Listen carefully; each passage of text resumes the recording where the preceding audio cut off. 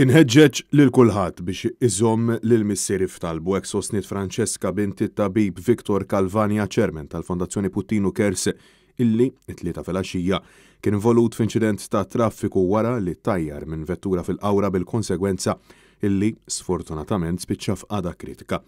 Post fuq il-medja soċjali spjegat li matul il-jum tal-ħamis kien se jkun qed isirlu test tal-MRI biex jiġu evalwati l-feriti li ġarrab f'rasu.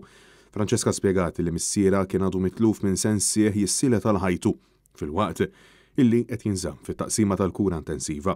Fil-waqt illi stqarret illi skont l-ewwel testijiet li sarulu, is-sitwazzjoni f'dan l-istadju ma tantx tidher pożittiva. Hija sostniet li tinsab b'qalba maqsuma l-kemm se tibqa' tittama sal-aħħar. Fil-waqt illi ħeġġet lill-poplu biex missiera jibqa' fi ħsiebhom. Fl-aħħar jumejn kienu bosta dawk illi kitbu messaġġi ta' kuraġġ u talba l-fejqan ta' malajr tat-tabib Viktor Kalvania illi jiddeskrivewh bħala eroj illi salva diversi tfal mill-marda qerrieda tal-kanċer. Fil-fatt u kien l-ewwel konsulent Malti li ħassib il-kura tal-kanċer fuq it-tfal brata ta' fejqan ta' 80%. Mewġa ta' talb vuċi waħda tabib illi matul il-karriera tiegħu ġibet il-qlub ta' ħafna.